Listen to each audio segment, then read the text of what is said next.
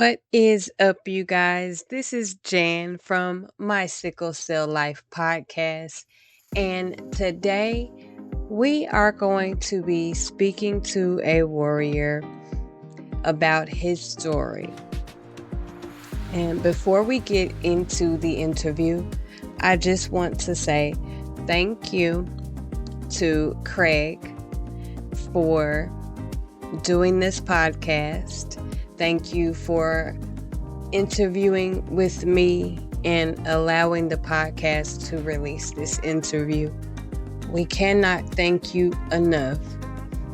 And without further ado, let's get into it. And what is your name, age, and location? My name is Craig Bobo. Everybody calls me Bo.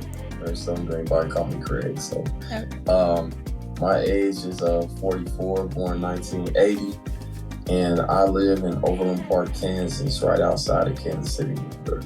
Okay, alrighty. And so, were you born and raised in Kansas? Yeah, I was born and raised on the Missouri side in Kansas City. Okay, all right. Did a lot of moving back and forth between Kansas and Missouri. They like right next door to each other. Yeah. All right. Well, that's what's up. So, what's the weather like up there? Oh my God, bipolar. About like the South. Yes, it's the winters here can get crazy. Like it can get crazy cold. We have years where we get hit and like pounded with snow. But then we may mess around and have a winter where it's like in the 60s and 70s all through the winter until about February. Wow. And then it goes crazy from there. Yeah, that is crazy, Lord. The snow is pretty, but I don't want to be in it. You know, like the snow is pretty.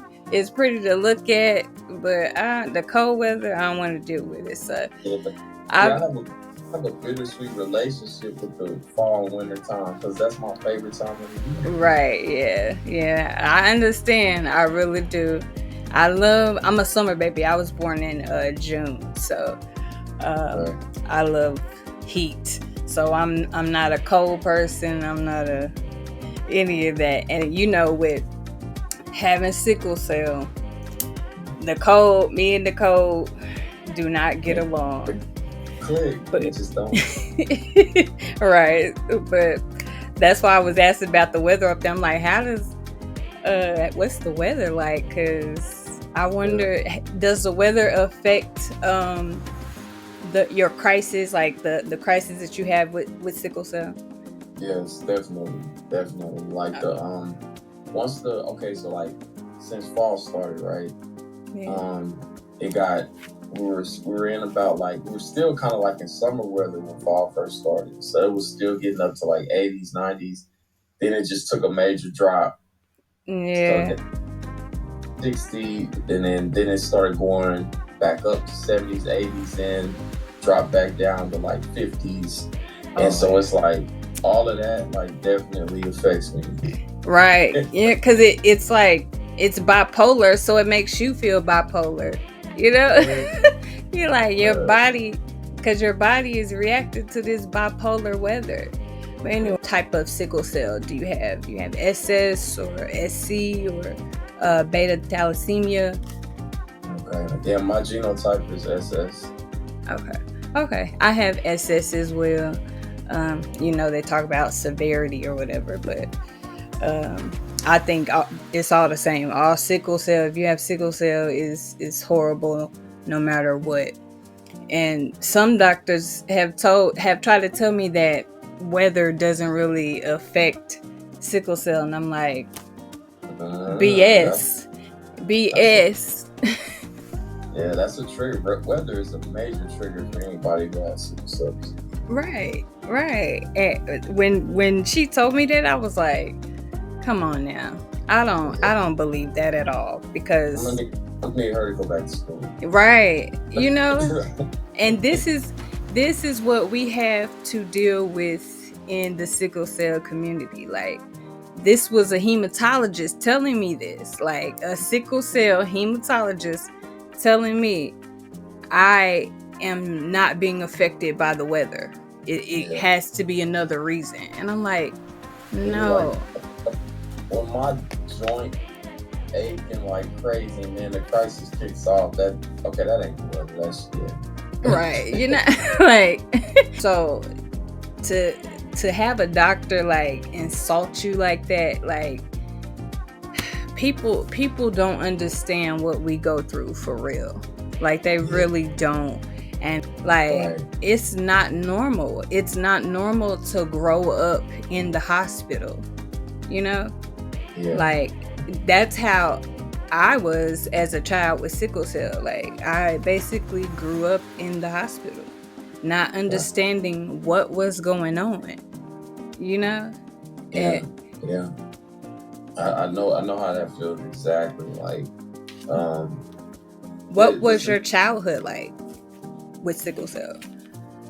Okay, so my brother who had sickle cell, like, he had SS and he was a lot worse. Right. But he was 11 years older than me, so like I grew up watching him going in and out of hospital, not understanding what was going on with him. Right. Even when my parents or doctors tried to explain to me, and then it was like I didn't have my first major crisis until I want to say between the age of 6 and 8 years old. Like, it was somewhere between, I used to say 8, but then when I started thinking back, I'm like, man, I think it might have been before that. Right. But for me, it was, I don't know, like, when it happened, like, I just, like, me going in and out of the hospital, it still wasn't as much as him. Right. Because, like, my brother might go in the hospital and he might be in there for a month, you know, or a little longer sometimes. Right. It was like I'd go in there and be in there for like a week or two and then come out. But it just made it, because I didn't understand what was going on, the only thing as a kid that I hated the most was not being able to participate, like, with my friends and like playground. Like, I can't run around, and once time I started having fun, I started feeling this pain, and like, feeling left out, right? You know, and limited a little bit. Like, oh yeah, like being the last person to get picked for kickball. Right. Kickball, you know what I'm saying? Like, seriously, continuously. I understand that. My childhood was semi-normal, because when I was younger, I wasn't in the hospital like that, and I didn't have a lot of really bad crises. The only time I really had really bad crises is when I got pneumonia, and I would get pneumonia a lot. So that would put me in the hospital. But I felt semi-normal until I would get crisis and go into the hospital, you know? So my childhood was semi-normal. I was able to travel and stuff like that. I wasn't able to be on like any sports teams or anything like that, like cheerleading or anything where it was doing a lot of jumping around or movements and stuff like that. I couldn't do any of that stuff, and I hated it, and I felt left out. So I definitely understand what you're saying, and it's you definitely have a different perspective as well, having a sibling that has sickle cell. And so that, for your parents, I can only imagine what it's like having 2 children with sickle cell, because my mother dealt with a lot with just me, so 2. Man. Of course, it was definitely challenging, I know, for my mom and my dad, because like if my brother was already sick, and then say for instance, if he's already been in the hospital for 2 or 3 weeks, and then I've been doing well, but then all of a sudden, boom, now I'm hit. Now they're doing things like going from one hospital to the other, or because my father may have to work or my mother may have to work, and it's like one goes to this hospital, the other one goes to the other hospital. You know what I'm saying? Like, I can't even still to this day. Like, when I talk to my mom about it and I ask her, like, how did y'all do that? Like, she's like, she tells me all the time, I don't know. It was only God. Cause right. Didn't, you know, she was like, we were just doing the best we could. Yeah, right. Oh, Lord. And that's what I'm saying. That right there is like all of the things that your parents went through, all of the things you went through, like that stuff is important. They don't understand just how deep sickle cell impacts not only the warrior but the family, like as a whole. Like struggling financially, if you have a regular job, like working 9 to 5, and you have children with sickle cell or a child with sickle cell, you may as well kiss them jobs goodbye. You know? And the ironic part about that is when we reach the age of trying to work, then we experience that too. You know what I mean? Like that, not being able to work like we really want to. Right. So we end up job. You know what I mean? It's almost like we start to feel like what our parents may have gone through. Exactly. Yeah. Yeah, exactly. I definitely understand that. And it's, if you have a spouse too, it affects them as well. You know? Do you have children? Yes, I do. I have a daughter that's 20 and my son is 18. Oh, wow. Thankfully, my daughter has a sickle cell trait. My son does not have anything. Oh, and wow. People look at me really crazy. And they be like, and especially doctors, they're like, no, your son has to have at least a trait. And I'm like, yeah, that's what I was thinking too. But he's been tested over and over. Does not have anything at all.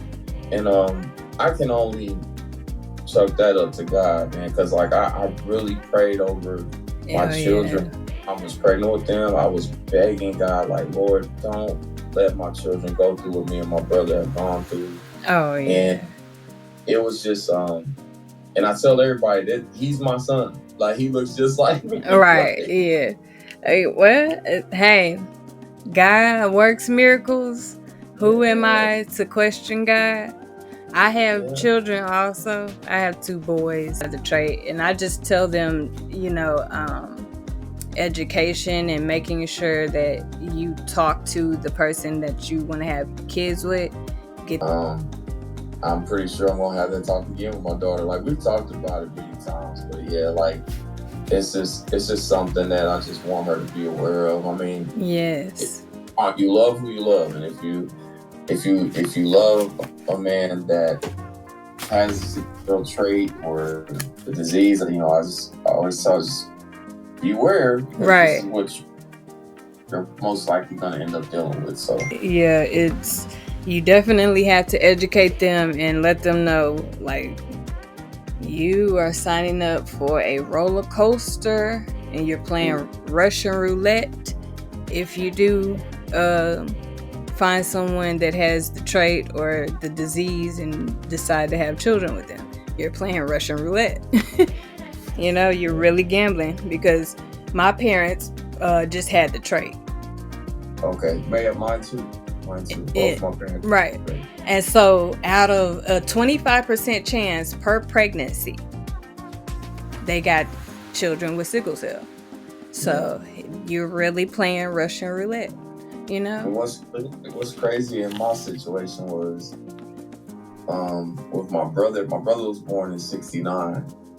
So then you have me coming down the line 11 years later, like, and the way Doc explained it to me was, it was like, it's supposed to skip a generation. But they were like, the timing of me was like kind of like right on time for it to hit. So I was like, man, that is crazy. Yeah. And I'm the young boy, so my 2 oldest brothers, they both have the trait. Oh, okay. Yeah. Do any of their children, do they have children, or? Well, my second oldest brother does. His daughter has, my niece, she has the trait. Yeah. So we need a family meeting. Yeah. I believe my brother who had SS, like, he passed away in February. Oh my God. I believe two of his children might have, he has a son and two daughters. I believe two of his children might have the trait. Oh man, I'm so sorry to hear that though. Sorry for your loss. Did your brother pass away from complications of sickle cell, or? Yeah, a complication of a little bit of everything. He went, so I moved to California in 2017, well, end of, I should say 2018, and I moved back to Kansas in 2022. When I came back, like, he had already had a surgery with the hip replacement that he had back in the 90s. The old metal in that hip ended up corroding. Oh yeah. So, like, they had to remove that metal and pack his hip area out with antibiotic spacers and that kind of stuff. And then he suffered 2 strokes during 2022. Goodness. 2023, it was just a roller coaster. Like, he was just going in and out of the hospital, and it just seemed like he reached the point. Like, my brother always had pain, but he had, I remember the years where he was still able to walk and get around. And, right. He may attend some family functions or spending time with his children or whatever. Like, but it literally got to the point to where, like, he couldn't do anything. No matter how bad he wanted to, he didn't have the strength or the energy to even try. Last year around this time, he went to the nursing home because his kidneys were they said his kidneys were failing, liver and heart failure. So he just went through so much. And then when they put him on dialysis, it was almost as if the dialysis was just draining more life out of him. Yeah, making it worse. It was like it made it worse. But the crazy thing is, like, I knew, like, me and him never had the conversation, but I knew that when he went in the nursing home, I knew that we was on the last round. Yeah. Thank he was able to come home to be on hospice care, and he was alert and with us for say maybe a few days to nearly a week, and then it was like that's when you started seeing him, like, all he would do was just sleep, like. And then he had turned 55 on Valentine's Day, and then we lost him 3 days later. Oh my goodness. I'm so sorry for your loss. Thank God he was able to even make it 55 years. Yeah, doctor said he wouldn't make it past 16. Right. Your brother reaching 55 is a milestone. Yeah. I didn't know anyone. Well, I know a couple. I don't know. No, I know of a couple warriors that were older than 55, but not many that are alive and thriving. So the fact that he even made it there is a blessing in itself. And I'm glad that God has kept you long enough to even be here to share his story and your story.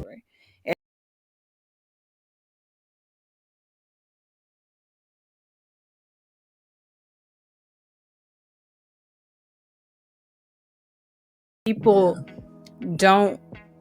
I don't think they really grasp that. Like, healthy people, normally healthy people, they don't really grasp how deep sickle cell really goes, because this is your blood. Like, your body is dependent on blood, and blood that does not function the way normal blood should function. It literally attacks you, and you can't do anything. Like, you're being attacked internally by your own body. Like, that's like a different level of betrayal to me. You know, I to never be. looked at it like that. I never looked at it like that. But yeah. That's how. That's how I look at it. Because it's like some people, their body is their best friend. You know, like their body does everything that they wanted to do, is taking them places they never thought they could go. And my body is just like, no, girl. No. No, girl. And it's like our minds are so powerful. If our bodies could keep up with how powerful our minds are, man, sickle cell warriors could rule the world. We could rule the world because we have the mindset to change it. And I want to change our narrative too. You know, that it's not just about the pain. We don't just experience pain. We go through so much other stuff besides pain. Pain is the biggest thing up there, but we go through so much other stuff, and people just undermine that. You know, they undermine it, and I can't stand it. I don't think that that's talked about enough. Exactly. Because, like you said, outside of the pain, we do have personal lives. Right. We do have things that are affecting us in our personal lives that could also contributing to the pain.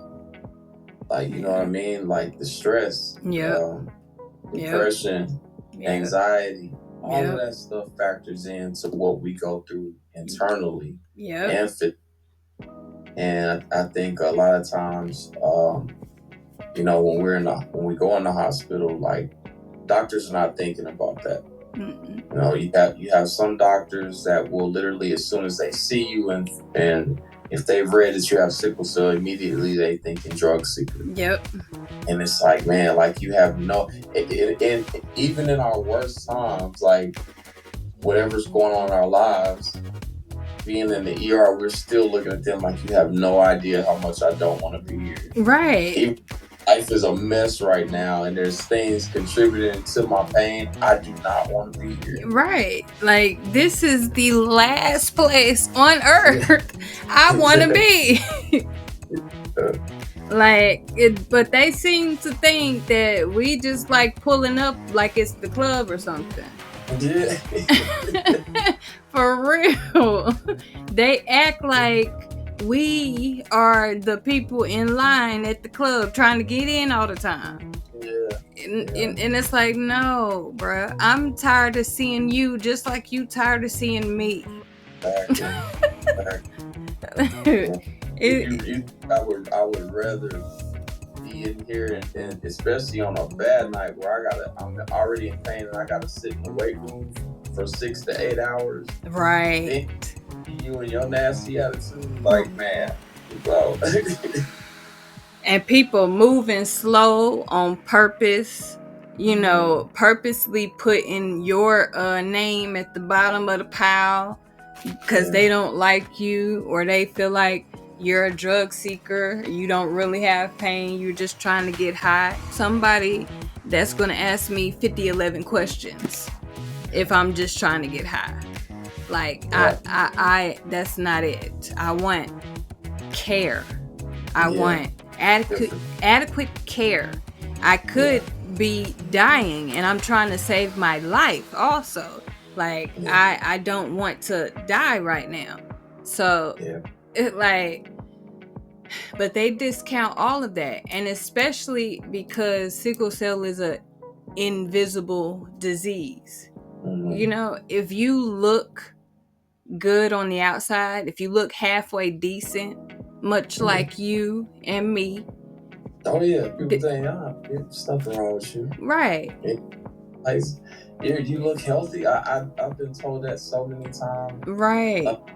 Like going in the hospital and coming out, like being in the hospital, people are saying, or if I go to a doctor's appointment, like, you don't look sick. Like, you know, like, and it's been so many times I'm like, how do I even respond to that without cussing you out right now? And then I've had moments where I come out of the hospital and people that know me, they say, man, you don't even look like you've been sick. You know, I'm like, that's nothing but the grace of God for me. You know what I mean? I can't. And so it's not a compliment to say you don't look like you've been through anything. Okay, well, thank God I didn't do anything, with my looks. I was born this way. It's like, thank God I don't look like what I've been through. Thank God. It still does not discount what I've been through, for real. But they want to discount that. Doctors, like you said, oh, you look healthy. You don't look like you're in pain. You don't look like, and it's like, how does sick supposed to look? How is sick supposed to look to you? I get it. I've had times where, okay, so like when I get sick, for some reason, doctors, and he had doctors like that would come in the ER like after the first round of meds, and they may see me smiling or talking with whoever's there with me, and they come in and they say, "Oh, well, you're smiling, so it looks like you're feeling better," and it's like, are you serious right now? Like, I can't move. What are you talking about? Right. It's just, it's like, am I not allowed to have any semblance of joy in this moment? Like, if you can make light out of anything or find any kind of reason to smile or crack a smile during a crisis, like, why not? Why can't they let us have that? We have to be breaking down, bawling, pulling our hair out. But then even when we do that, they say we're being dramatic. Yeah. Even when we do all of those things, when we do all the crying, the screaming, the yelling, the cursing, the whatever it is, because there's many different ways that people, express pain or cope with their pain or whatever, But whatever it is, it doesn't satisfy them. If we sit there quietly waiting for them to help us, if we sit there crying, if we scream and cry, it's going to be a problem. Yeah, it's now one thing I can say to that is, being older now, like, I do my best to stay as calm as possible. If the pain is so bad when I'm crying, I just can't help it. Right. But when I see that a doctor or a nurse is, and thank God I haven't had to go through this in so long, but I remember the times being refused treatment, and then like being in a crisis so bad to where I was told, we'll give you a shot of Dilaudid in your hip, but we're not going to access your port. And it's like, that's a feeling that you can really lose your cool. And I've lost my cool with situations like that before. But the one thing, now that I'm older, I realize that I actually hurt my situation in that sense, you know what I mean? Because when we lose our cool, all we're doing is giving notice to them that this is who we are, and it makes a difference, because I think in that moment, all we want is just relief from the pain, which is valid. But we're not thinking about, I gotta come back. I'm gonna have to come back here one day, right? And I'm gonna have to see these people again. You know what I mean? Like, and it's like, how do we as sickle cell patients, like, is there ever a moment like when we stop to think, okay, if we're not receiving treatment, if they're refusing to give us treatment, then we just, if possible, do we ever stop to just be like, okay, I'm gonna have to go to the next hospital? Because, and I know other patients that do that, and I've also known patients where the next hospital is too far out of reach. Right. Yeah. So I get it. The one thing I will say though is that we don't, as patients, we don't do enough when we are treated wrongly like that. Those are lawsuits. Yeah. Those are lawsuits, and I'm guilty of it too. I haven't acted on it. You know what I mean? Like, because, and I think it's like after we spend time in the hospital, we've been mistreated, or if there's been malpractice, it's like when we get out, the first thing we're thinking is, I just want to go home. You know what I mean? Yeah. Then we get lost in the sense of trying to get back on our feet, because you know how the process is. When we come out of hospital, sometimes it feels worse than when we was in there. Yeah. So, but I think that that's something as patients we need to really be more aware of, being able to advocate for ourselves. And when we see that we're still not getting the treatment that we need, okay, it's time to give me a lawyer. Yeah. Time to stop. But we've been through stuff too much for too long. Yeah, we really have. We really have. And I am one of those, just like you, negligent of acting when you have been neglected as a patient. Because there's been many times, we all have our stories, unfortunately, but there's been many times where I have been mistreated, and just in those instances, I try to remain calm, and only because when I act out and get all rowdy and out of character, it does nothing but make my pain worse. So yeah. As noble as that is, like not doing it because you know you're gonna have to come back here one day, and that you don't want them to think that's who you are. That's noble, but I do it simply because it's gonna hurt me in the end. I'm gonna be the one really suffering more in pain because I'm screaming, yelling, getting all bent out of shape, upset, crying, whatever. That's just more stress on the body. Yep, you're absolutely right. And when you look into, you gotta face the fact that they not gonna treat you. They just discharge you. Now you gotta go home with more pain because we showed out and we just acted a fool. And then, like you said, have stressed our bodies out even more. Yeah. So when you get home, it's already bad enough. When you get home, you're already kind of like, I gotta make it off this medication and try to keep it out. But now it's about to be even worse because you stress your body out even more. That is such a valid point. Yeah. Yeah. I have unfortunately learned that the hard way. I didn't learn that, through always being calm. I learned it because I flipped out and I was even more. My crisis. If it was at a 7, after I showed out, it was off the charts. It was off the charts. and I kicked myself after that, And I definitely understand what you're saying about the lawyer part too. And like when you're coming home and you're transitioning from the hospital and you've been mistreated, all you want to get back to is your normal. All you want to do is recover. All you want to do is feel better. And once you're no longer in that environment, it's no longer a pressing situation like it was when you were in there. And so you let it slide. Yeah, we adjust to get back to everyday life as best as we can.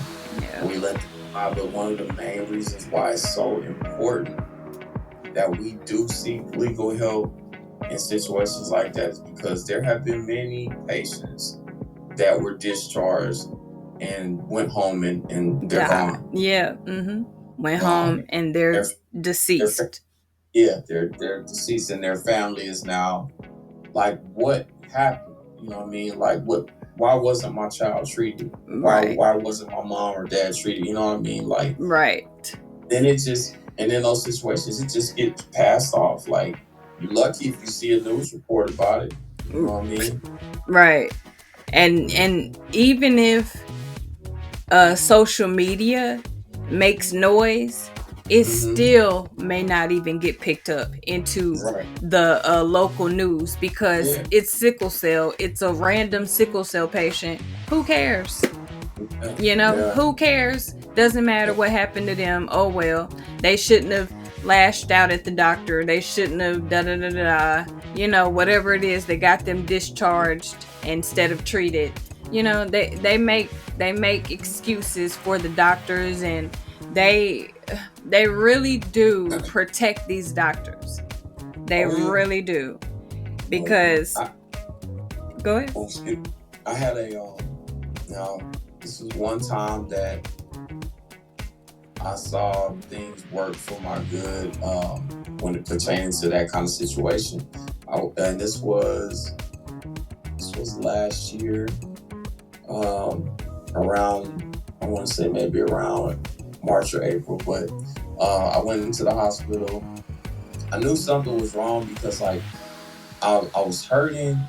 It wasn't a 10, but I was hurt, and I felt the change in my body all through the week. And I told my mom, I was like, my blood is dropping. I can already tell. So I started getting cold, started aching really bad, started having sharp pains here and there.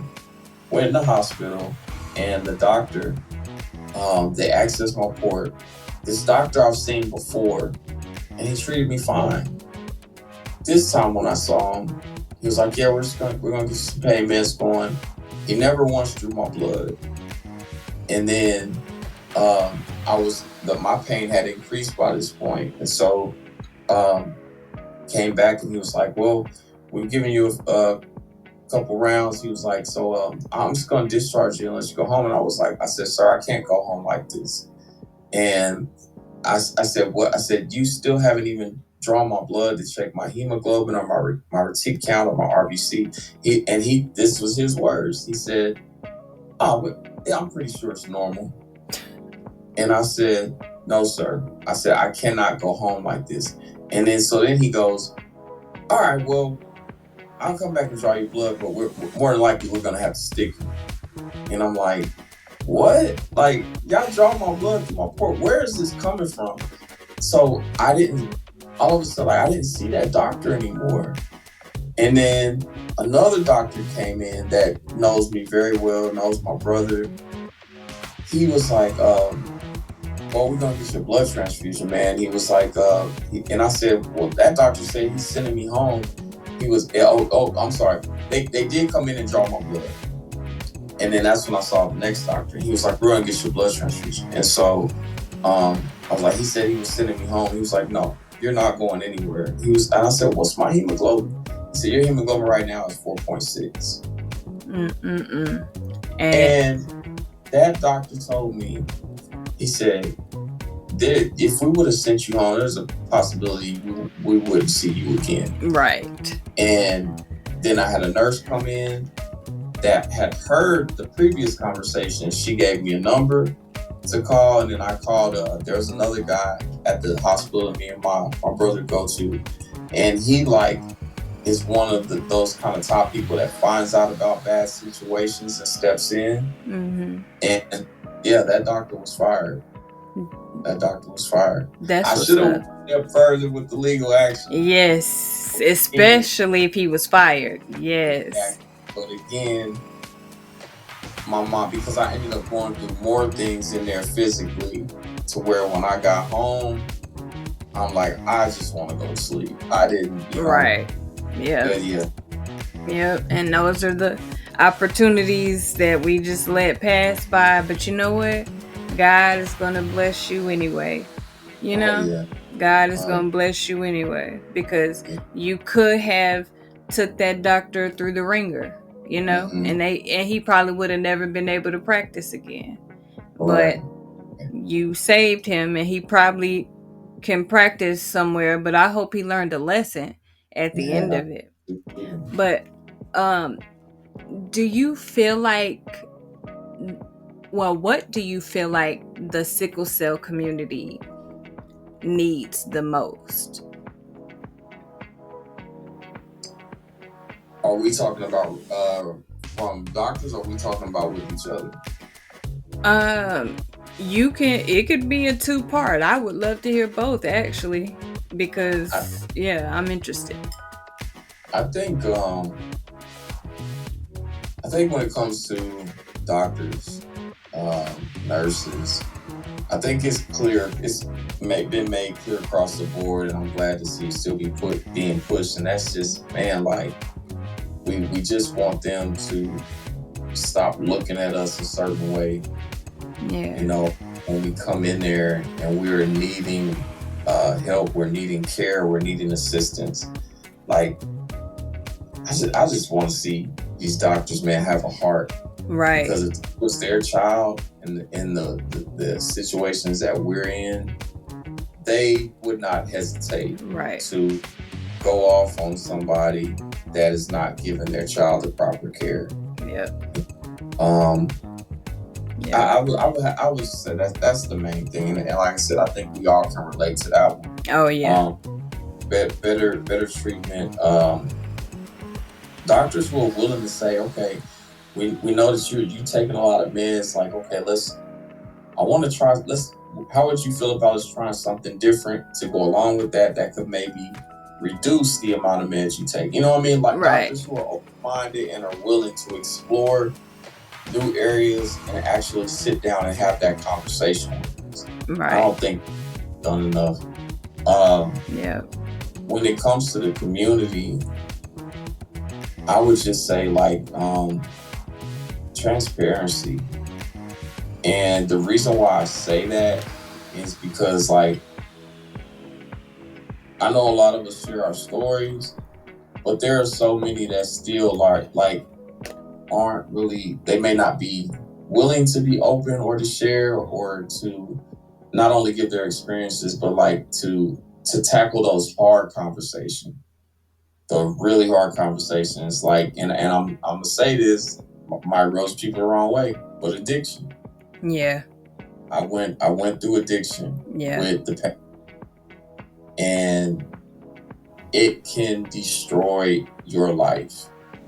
Really addiction, period, to anything can destroy your life. Oh, I know. Yeah, but I'm telling you, like, I'm very vocal on speaking out about my addiction. Like, if you look at my TikTok page or my Facebook, like, because I suffered in addiction for 18 years. Okay. And it just became. It's hard, like we were talking about earlier, like the things that go on in our personal lives while we're dealing with sickle cell. It can definitely cause a person to begin to rely on those pain meds for just relief, because we're already hurting. Yeah. We don't really want to deal with what's going on around us, and we want to. Sometimes it could be we want to tap out. Sometimes it could be we just want to just. I don't want to be present at the moment. Right, you know numb yourself. Yeah, numb yourself. And I do feel like I've had sickle cell patients reach out to me on TikTok, and ask me various questions and things like that. I'm an open book, so you can ask me whatever. Right. But I know that I'm not the only one. Oh, definitely not. Yeah, definitely not. I think it's just about us, like one thing I can say, like as a community, like we're supposed to be brothers and sisters. We're supposed to be here for each other. We're supposed to lay that foundation of like you can come to me, you can talk to me. Right. You know what I mean? You don't have to be afraid to. I'm just the type of person, I'm not about to put your business out in the street. Right. So if it's something personal we need to talk about, however I can help you, I'm here. And I think we need more of that, because I've definitely been in groups where I've seen warriors going at it with each other, and I'm like, what are we doing? Right. Like we all in the same bubble. Like, what is there for us to argue about? You receive treatment a different way than me. You go through pain a different way than me. Right. Why do we argue? It's truly sad, and I could not agree with you more. Like, the way that we treat each other, sometimes it's like, do we not already go through enough with our disease on its own? Do we not already go through enough with the healthcare industry on our own? We already have so much on our plate already. we don't need to be beefing with each other. For what? Like, if anything, we should be showing those doctors, caregivers, and other family members how to treat us with the way that we treat each other. You know? Like, we have to show these people how to treat us, because we are the only people that know how all of us feel. You know, we are all in this together. We as a community can let the medical community and just the community at large know what we need. But they're not going to be able to understand what we need if we're all just scrambled and disarray, not organized, no unity, just attacking each other, like calling each other out.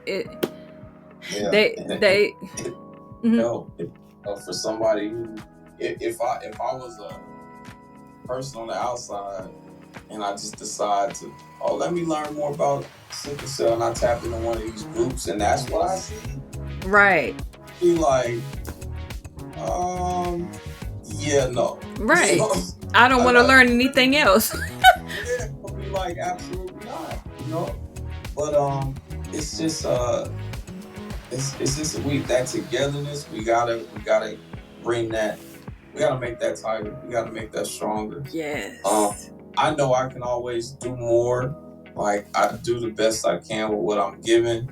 But yeah, it's like I do want to get out here though and start talking more about sickle cell and addiction, because I feel like that is so important, man. Like, you don't know it. Like, it is. It's very important. It's much needed.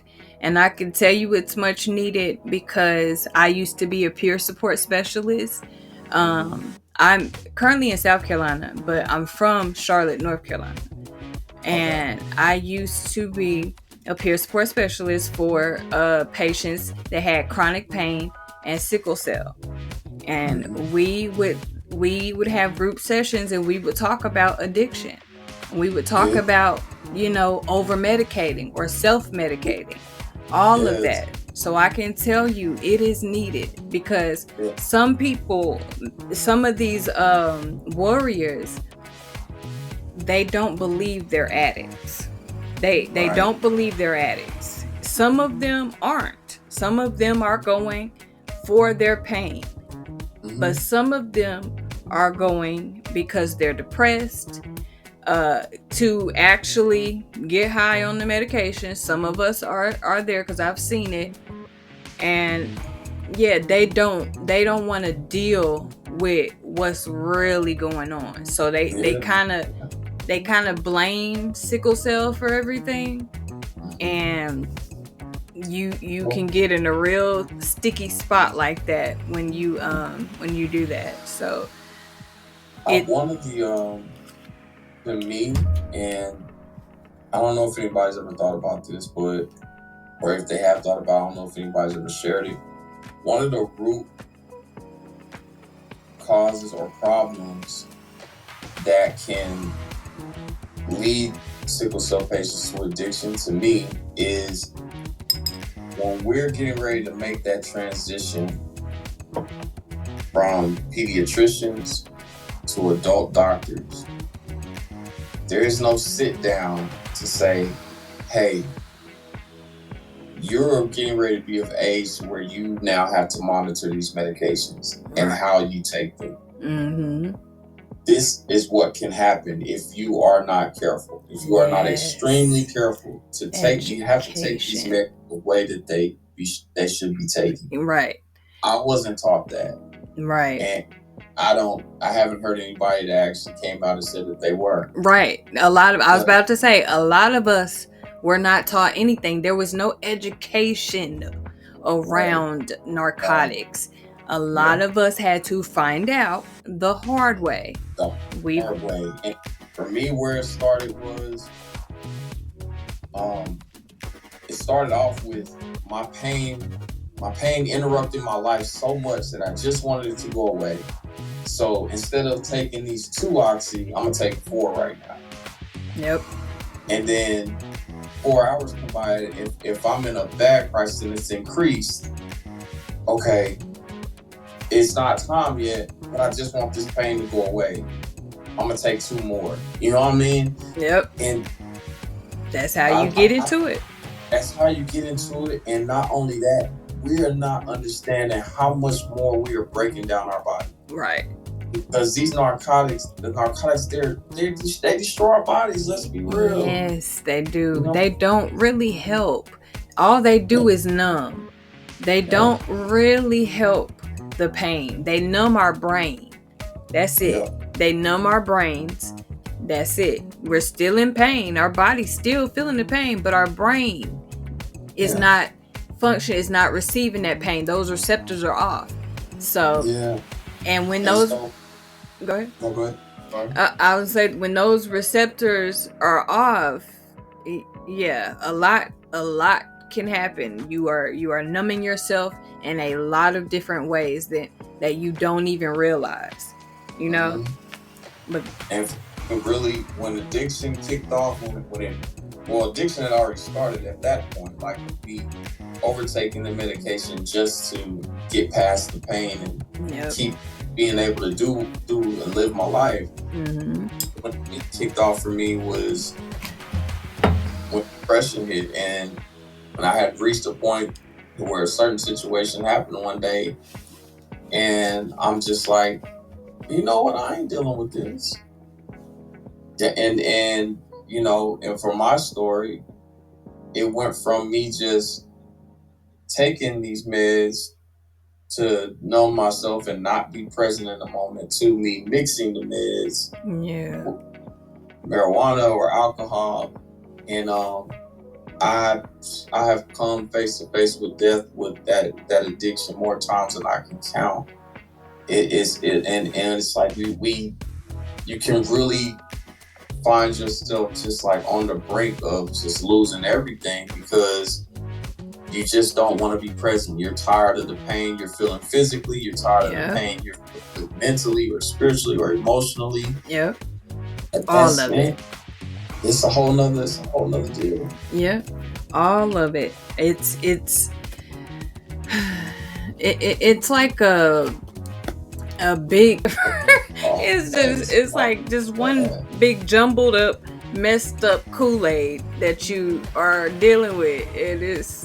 It's crazy. And sickle cell, addiction, depression, anxiety, all of that compounded on top of each other. A lot of us are getting taken out of here young. A lot of us.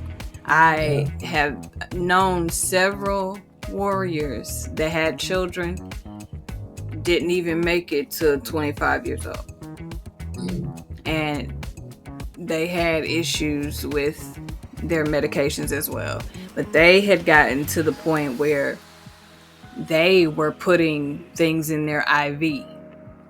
Oh, they were. Goodness. Yeah, I haven't heard of that. Yes, I have seen, as an advocate for sickle cell patients and being in them groups that you're talking about, I have seen a lot of things. And I was friends with a sickle cell patient, and I went to see her in the hospital, and she was putting stuff in her IV, and she did not live very long after I seen her do that.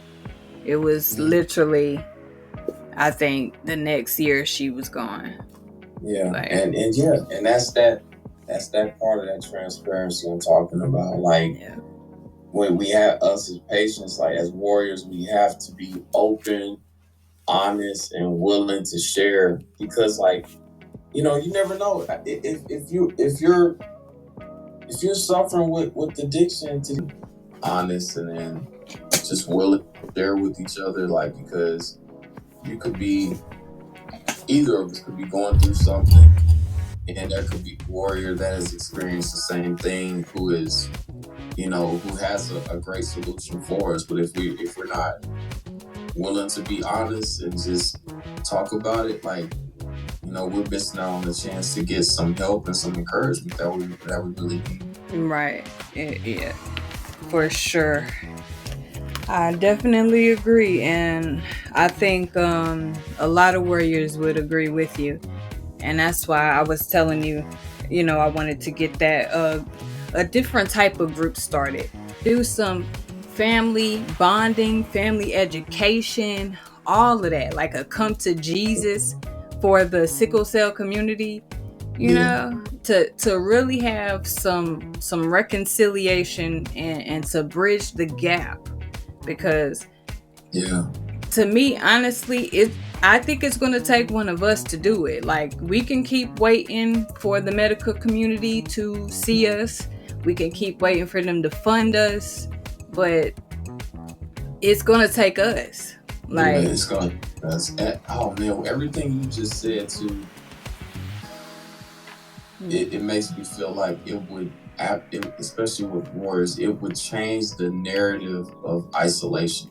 Like, because so many, myself included, we deal with just isolating ourselves away from people, away from activities, because it could be because, I can speak from experience, like times when I'm sick, I don't really see anybody. Right. I don't see people besides my girlfriend and my mom. Right. So I do have those moments where I'm like, I get in my own head and I'm like, man, don't nobody want to be bothered with me. Don't nobody want my company. Yep. I think that would really change that. Yeah, it would. It would. We all need it because when you're going through it by yourself and there's no one else, like your mother's there, your girlfriend's there, but they don't really understand what you're going through. All they can do is try to comfort you and be there with you in the moment, and that's cool, that's great. But it's something different when the person knows what you're going through because they've been through it. And I think that's why peer support is so important. And we really, really need to advocate for that in our hospitals. We need, and unfortunately I ended up moving, but the company I was working with, we were trying to get it to where there could be a sickle cell warrior or like a patient advocate in the hospital specifically for sickle cell warriors or chronic pain patients, and that person will have either been through it, be a patient, have some sort of experience with it, and they can be there to advocate for the warrior and to be a companion for the warrior when they're in the hospital. That's what we need. Yeah, and I think if we can get that together and have a meeting, set up some sort of meeting with Congress to get some legislature passed in our name and put us at the forefront of making laws in healthcare and all of that, like we need those things so much. But I do want to shift gears a little bit and ask you about what you think about the medicines they're calling cures for sickle cell. I hate that. No way in the world it is a cure. And I hate the hype of it. I hate when they come out with these articles in Time magazine or whatever major magazine is going on. They come out with these articles saying that we now have a cure for sickle cell. No, it's not a cure. Right. And the last one that came out last year, I don't even know the name of it, but I remember the article very specifically. First off, the price to pay to be able to get this treatment is just beyond my understanding. Right. It really is. Me too. And then, but the second part is what a lot of warriors might not, who were seeking this treatment, did not read, was that if you read the whole article, it tells you that if you are, I think it was, if you were like 30 and above, I believe it was, it's a 50% chance that if you went through this treatment, your outcome would be worse. Oh, wow. Yeah. I ain't hear that. I heard other things, like it's not a cure, it's just taking you from full-blown sickle cell to trait status. Yeah. I heard. Yeah. I also heard that there have been some patients that ended up getting cancer from this treatment. Wow. I've heard that. Wow, that's crazy. No, it's, you know, I'm just a different breed, and I'm like this. Like, look, I'm 44. Lord willing, I'll be 45 in February. Okay. I have trusted God this far. You know, I'm not going through all of that. Right. Back in 2017, both me and my brother, we were thinking about doing the bone marrow transplant. Oh, okay. Because we saw some articles of people getting, you know, cured from it. Mm-hmm. And I'm so glad that me and him took the time to go meet with these doctors, because it's a lot of information they will not tell you. Yep. But the main thing for us was that kind of like just pushed us away from it. When after you get the transplant, like when they do the biopsy and you get the bone marrow transplant and all of that, what happens? That transplant strips your body down. Right. You no longer have an immune system, which means you are just like an infant. Mm-hmm. Yep. You have to then isolate yourself for 100 days. Yep. If you get so much sneeze, you got to go to the ER. Yep. And then after all of that, say for instance you make it through the 100 days, there's still a chance that you will die from an infection called host versus graft disease. Yep. And I was following people on Instagram, a young girl that just broke my heart. Like, this girl was 17 and she went through the whole process. She made videos about it, how, you know, she lost her hair from the radiation treatments or something like that. Right. Went through it all, made it, and I want to say a week or anywhere between a week to 3 weeks later, dead from host versus graft. Wow. And I've heard of another girl. It was before TikTok and all of that. She was doing YouTube videos about it, and she ended up passing away, I believe, not too long after getting the transplant. And one thing they don't tell women right up front is that it will, like, if you don't have children, it can make you infertile, and you'll basically not be able to have children ever again if you do not get your eggs plucked out or transplanted out and frozen to replant in you after.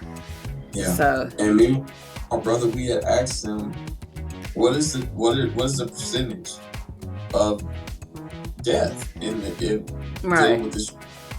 They told us 20%. Now, I have many people telling me 20%. That's low, man. Right. No, 20% is too high for me. Sorry. Right.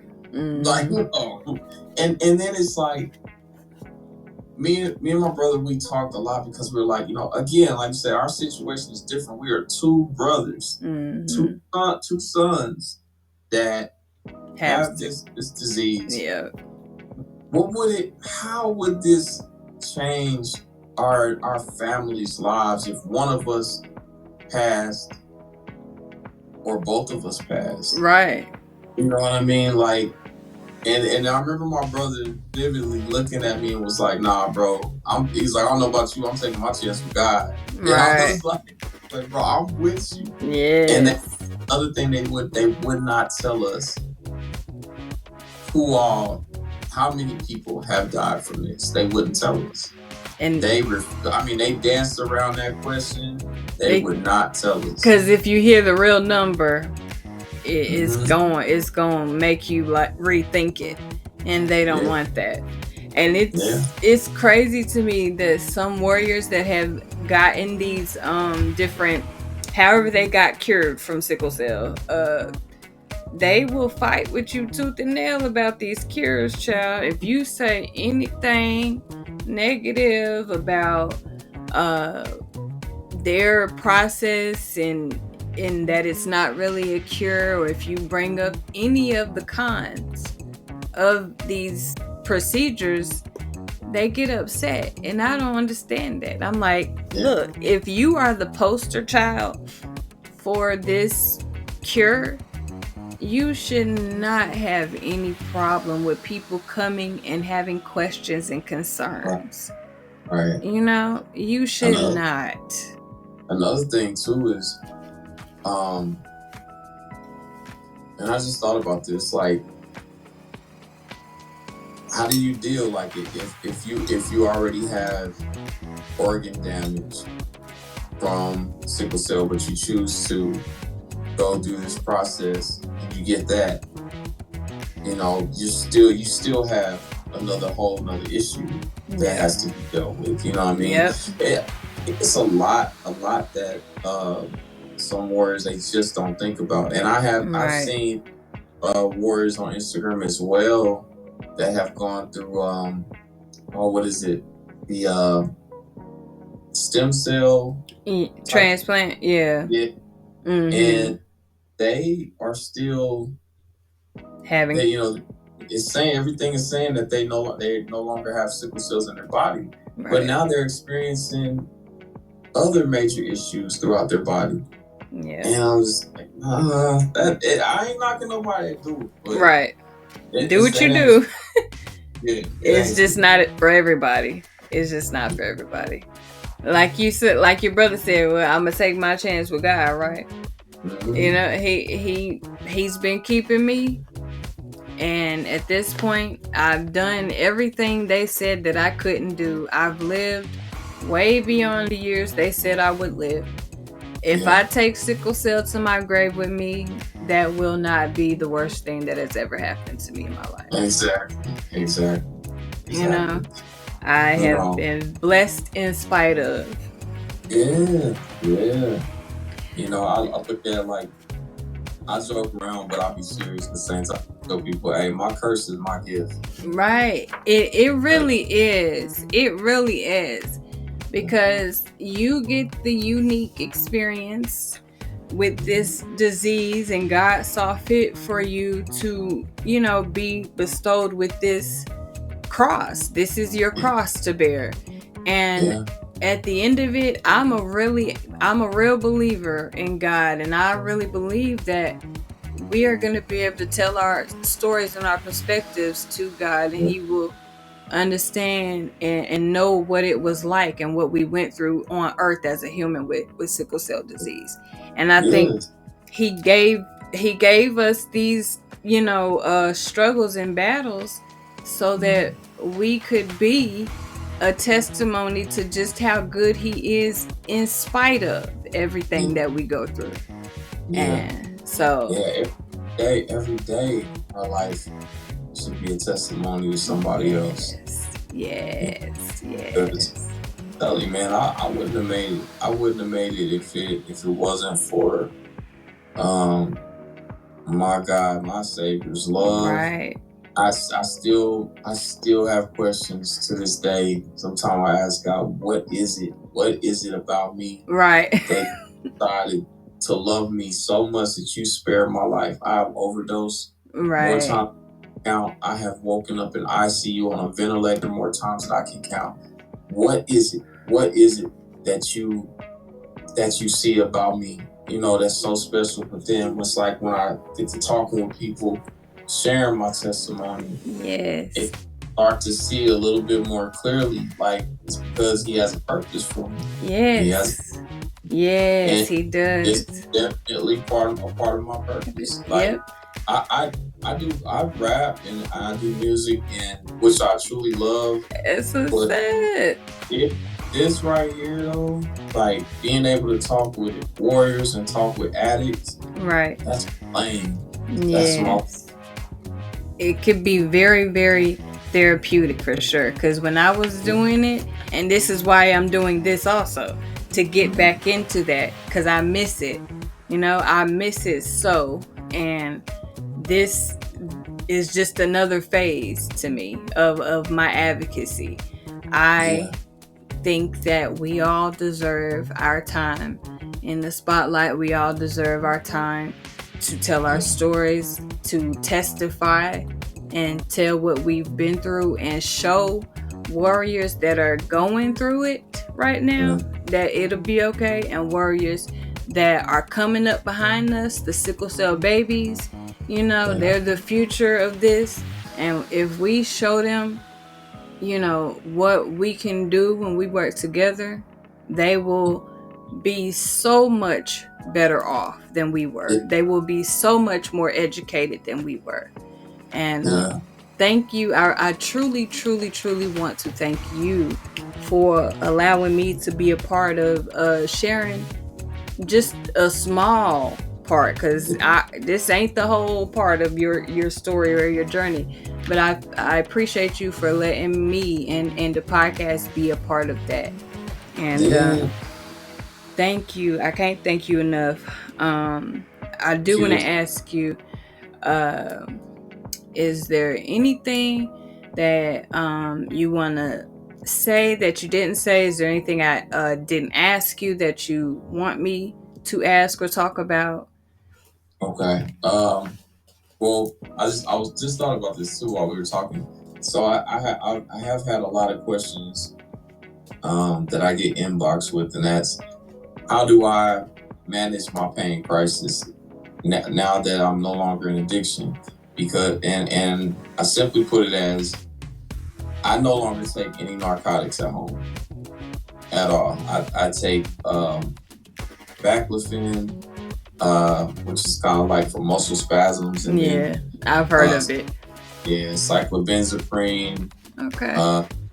I take that, and then I was taking naproxen, but I was having very bad stomach issues with naproxen, and I was told that it could affect your liver, so I stopped taking it. So really, I just have that. And the main reason I have that, because all I can say is God is definitely doing something different in my body. I went from going in and out of the hospital 2, 3, sometimes 4 times a month to now I've been hospitalized once a month this year. Okay, that's good.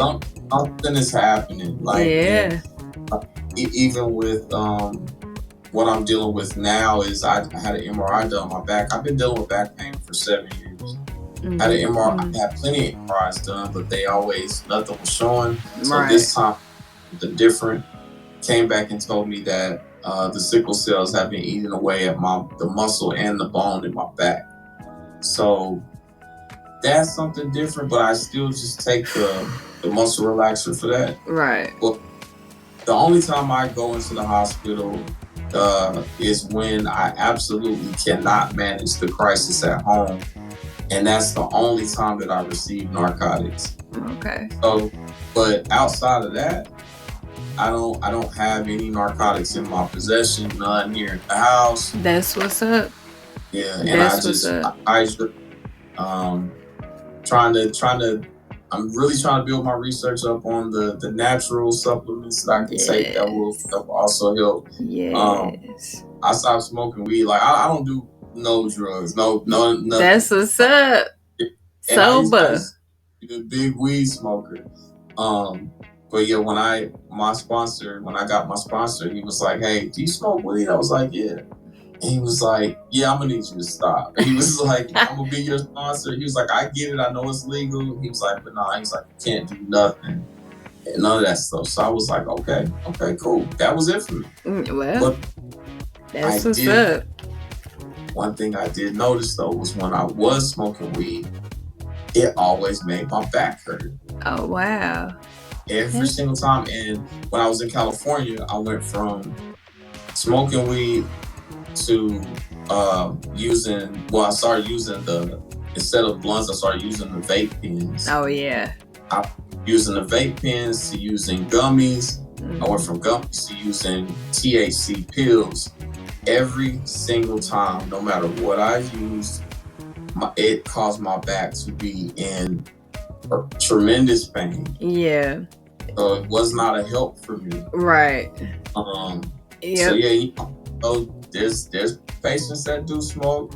Like we said, for everybody it's different. Yeah.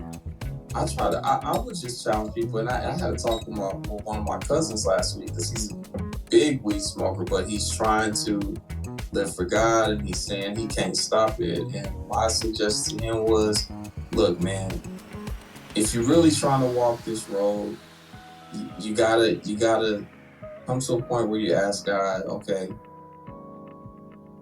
if what I'm doing is hindering my walk with you, take it from me. Yeah. You know what I mean? Like, help me to stop this. Because I struggle with vaping. Yeah. I'm wearing nicotine patch right now. Like, that was that vaping was thorn in my side. I can stop weed, no problem. But the vaping. Oh, yeah. That nicotine's something else. Yeah, it's something else, and so like that's something that I'm really praying that God will continue to help me to just, because I'm like, the way I think when it comes to spiritually is this simple fact, like we're supposed to bring all our cares to Jesus. So like we're supposed to cast everything to him. So that means if I'm giving everything to you, God, then that means I have to trust you. That doesn't just mean with bills or financial stuff or whatever. That is physically. Right. That means mentally. That means emotionally. That means spiritually. I have to trust you. Yeah. When I get my ride back for my back, the first person that I didn't want to tell was my mom. My mom is 83. Okay. She's still dealing. We're still dealing with the loss of my brother. Right. She worries constantly about me. Oh, I'm sure. I went ahead and told her, and it was like she got like, this is the saddest look I have seen from her since my brother passed. And I had to immediately tell her, Mama, don't worry. Right. I'm trusting God. We're going to trust that God going to work all this out. Right. Yeah. So it's like anything that we struggle with, man, like it's gotta give it to him. Easy. It's never easy, but if we really want to really have a good, strong relationship with God, relationship takes trust. Right. Takes trust. So that's it. That's my view on. I needed to share that. So. Okay. And thank you for sharing. Thank you for being an open book. I give all glory to God for any. I prayed before we did this interview. Anything that comes from my mouth is not coming from a self perspective. Like it's sharing my story, but I that's my mission. Is I want to help other people. Yes. I got a group chat that we have on the phone, like with we call it the Sickle Cell Bros. Okay. So it's me. It's probably about a good 9 or 10 of us in there, but it's me. It's some brothers from Kentucky, from Louisiana. Okay. Like kind of spread out, but that's what's up. One of my goals is to this is the goal, and I'm gonna have to start praying about this. One of my goals is I want to be able to travel and visit every male warrior, like to really sit down and share some time with them. Right. You know what I mean? Like that's my goal. That's what I want to do. That's a noble goal, and you know what? I think that would be awesome. Like if we could have our own kind of like sickle cell tour where we are stopping by, like, just like they stop by all the clubs, we stop by all the hospitals, you know? And I think so many people would benefit from that. Yeah, like even if we just pull up, you know, hop on TikTok and be like, hey, I'm in Chicago. Right. Who's sick right now? Who in the hospital right now? I'm about to pull. You know what I'm saying? Like, right. And just like start building a connection.